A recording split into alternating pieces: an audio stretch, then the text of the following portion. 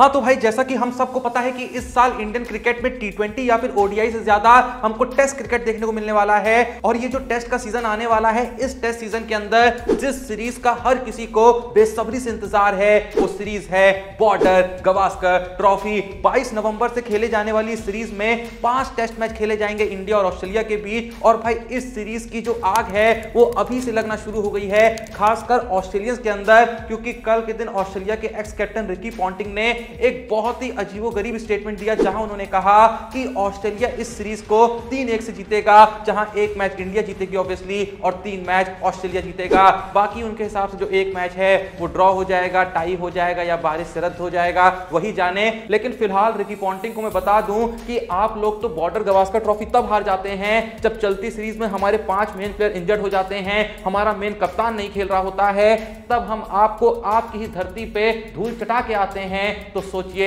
एक बार फिर से हम आपका हाल क्या करेंगे। और भाई सबसे अजीब बात तो मेरे को ये लगी कि इतना एटीट्यूड भाई साहब में आया कहां से। भाई पिछली 9 बॉर्डर गावस्कर ट्रॉफी जो खेली गई हैं उसमें 7 सीरीज इंडिया ने जीती है और मात्र 2 सीरीज ऑस्ट्रेलिया के नाम रही है। और मैं ये भी बता दूं कि पिछली 4 जो बॉर्डर गावस्कर ट्रॉफी खेली गई है उसमें से एक भी ये लोग नहीं जीत पाए हैं। लेकिन पता नहीं इस सपने में ये लोग क्यों जी रहे हैं कि अगली जो बॉर्डर गावस्कर ट्रॉफी होगी इसको वो 3-1 से जीतेंगे। चड्ढा समझाओ इसे, समझाओ, ऐसे खिलौने बाजार में बहुत बिकते हैं। ये तो भाई वही बात हो गई कि आंट के ना गांड के ज्ञान देंगे ब्रह्मांड के। ये तुम्हारा मुंह बिल्कुल नहीं पसंद आया, आज तू।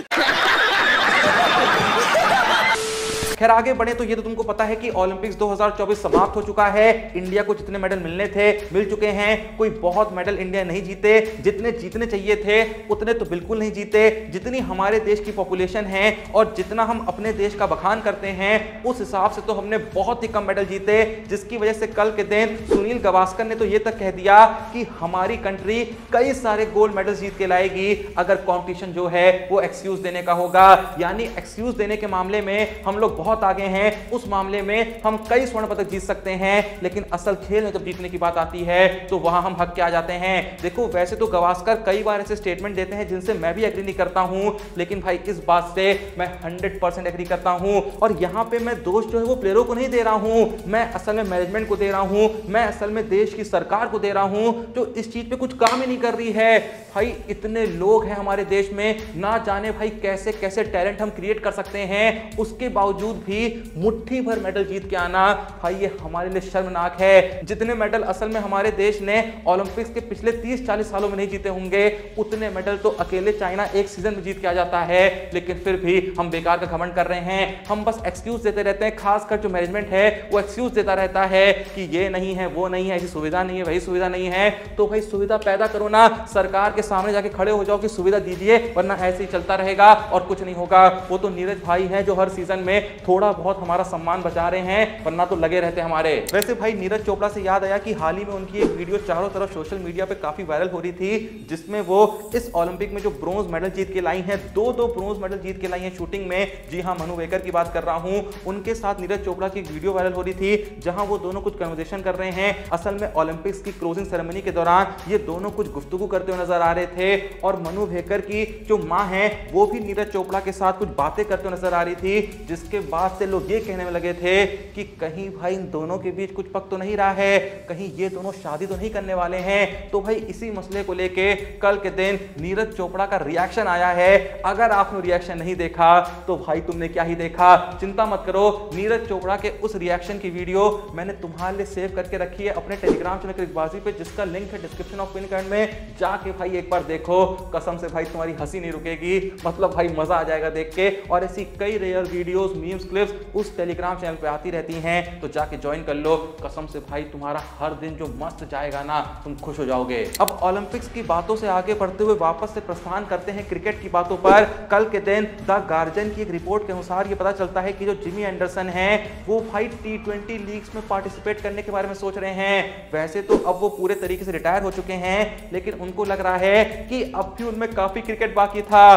भाई ये क्या बंदा है यार, ये बंदा अब लीग्स खेलना चाहता है, ये बंदा आईपीएल खेलना चाहता है, ये बंदा द 100 खेलना चाहता है, साउथ अफ्रीका T20 लीग खेलना चाहता है, बीपीएल, एलपीएल सब कुछ खेलना चाहता है, पीएसएल पता नहीं खेलेगा नहीं खेलेगा, लेकिन भाई इसको क्या पड़ी है खेलने की, अलग ही जुनून है भाई। इस बंदे को जबरदस्ती रिटायर कराया गया है, ये रिटायर होना नहीं चाह रहा था। मैककलम ने कहा कि आप रिटायर हो जाइए, और भाई रिटायरमेंट के वक्त पे भी ये इतनी अच्छी बॉलिंग करा रहा था कि किसी भी देश का लीड बॉलर बन सकता था, इंग्लैंड का ही लीड बॉलर बन सकता था, लेकिन मैककलम ने कहा कि भाई रिटायर हो जाइए, उम्र थोड़ी ज्यादा हो गई है।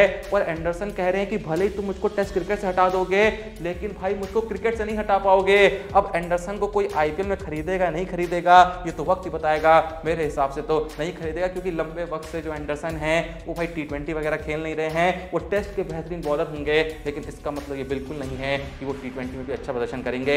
आपके हिसाब से एंडरसन आईपीएल में बिक सकते हैं या नहीं, कमेंट सेक्शन में जरूर बताइएगा। अब जहां भाई हम लोग एंडरसन के रिटायरमेंट की बात कर रहे थे, मैं बता दूं कि कल के दिन कई सारे रिटायर्ड इंडियन प्लेयर्स जो हैं वो जय शाह से जाके मिले, और इन्होंने पता है जय शाह के साथ मिलके किस टॉपिक पर डिस्कशन किया।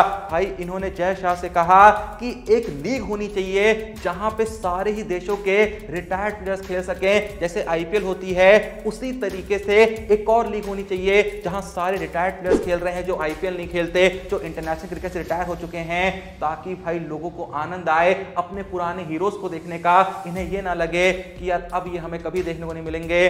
भाई ये सच में एक बहुत ही अच्छा मूव है, हमें एक कहीं ना कहीं संतुष्टि रहेगी कि कल को अगर MS धोनी आईपीएल छोड़ देते हैं, या कल को अगर विराट कोहली और रोहित शर्मा इंटरनेशनल क्रिकेट से दूर चले जाते हैं, उसके बावजूद भी हम साल में इनको कहीं खेलते हो तो देख पाएंगे। तो भाई अगर ऐसा हो गया ना तो कसम से मजा आ जाएगा। नजर डालें कुछ और इंपॉर्टेंट अपडेट्स पे, तो कल के दिन श्रीलंका ने इयान बेल को इंग्लैंड टूर के लिए अपनी टीम का बैटिंग कोच घोषित किया है। भाई जब से श्रीलंका इंडिया से जीती है ना, अलग ही लेवल पे कॉन्फिडेंस पहुंच चुका है। अब इनको इंग्लैंड जाना है सीरीज खेलने के लिए, लेकिन इन्होंने कहा कि इंग्लैंड जाना है तो भाई इंग्लैंड के ही किसी बंदे को कोच बनाना होगा, ताकि वो हमें सिखा सके कि इंग्लैंड में जाके कैसे उनके बॉलर को टैकल करना है।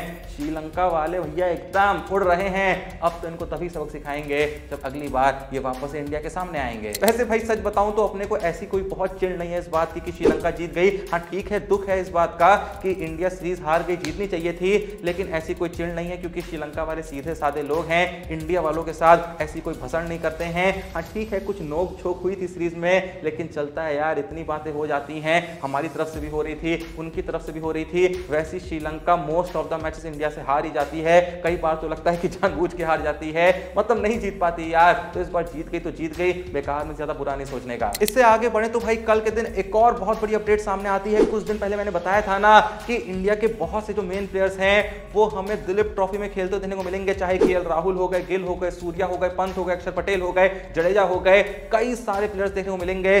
बहुत हद तक चांसेस हैं कि कोहली और रोहित भी देखने को मिल सकते हैं, इनकी चांसेस थोड़ी सी कम हैं, लेकिन हो सकता है। पर भाई जो बाकी प्लेयर्स हैं वो सब भाई टेस्ट क्रिकेट खेलेंगे, टेस्ट डोमेस्टिक क्रिकेट खेलेंगे, ताकि आने वाली जो सीरीज हैं वहां पे भाई कोई रिस्क ना लिया जाए। उसके अलावा कल के दिन एक और बहुत बड़ी खबर सामने आती है कि जो ईशान किशन हैं, जो श्रेयस अय्यर हैं, जो सूर्य कुमार यादव हैं, वो बूची बाबू टूर्नामेंट खेलेंगे। बूची बाबू टूर्नामेंट अगर आप सोच रहे हैं क्या है तो मैं बता दूं, ये टूर्नामेंट है जहां 4 दिन के टेस्ट मैचेस खेले जाते हैं, 12 टीम होती हैं, 4 ग्रुप बनते हैं, और हर ग्रुप में 3-3 टीम हिस्सा लेती है। अच्छी खासी बड़ी टीम होती है, तो ऐसे में अय्यर, सूर्य कुमार यादव, ईशान किशन और ज्यादा तैयारी करने की कोशिश कर रहे हैं, जो कि बहुत ही अच्छी बात है कि इंडियन टीम के बहुत से प्लेयर्स डोमेस्टिक क्रिकेट को सीरियसली ले रहे हैं। तो भाई मतलब इससे हम ये सोच सकते हैं या फिर ये मान सकते हैं कि अगला जो WTC आएगा ना भाई जीत के रहेंगे। 2 बार बिल्कुल फाइनल में जाके कांड हो गया था, इस बार नहीं होने देना है। बाकी अब नजर डालें आज की लास्ट अपडेट पे, तो कल के दिन धवल कुलकर्णी ने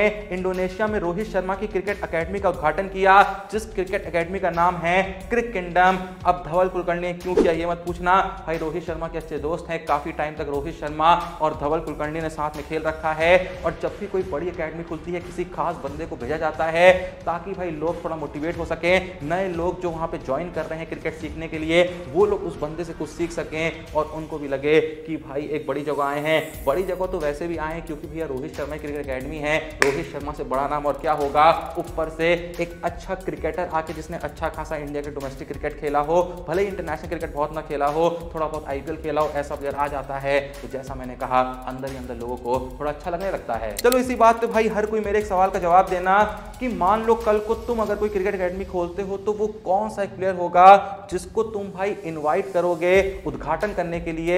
मैं ये फ्रीडम दे रहा हूं कि तुम एक प्लेयर को इनवाइट कर सकते हो, तो वो कौन सा प्लेयर होगा जिसको तुम इनवाइट करना चाहोगे, नाम उसका कमेंट सेक्शन में मेंशन कर देना। बाकी यार याद से डिस्क्रिप्शन और पिन कमेंट में दिए हुए लिंक से क्रिकबाजी के टेलीग्राम चैनल को चेकआउट करना मत भूलना, जहां पे भाई नीरज चोपड़ा के रिएक्शन की वीडियो मैंने आपके लिए टॉप पे पिन करके रखी है, जाओ जाके देखो, कसम से मजा ना आए ना तो पैसा वापस। बाकी वीडियो को लाइक कर दो यार, चैनल को सब्सक्राइब कर दो। मिलते हैं नेक्स्ट वीडियो में, तब तक के लिए जय हिंद, धन्यवाद।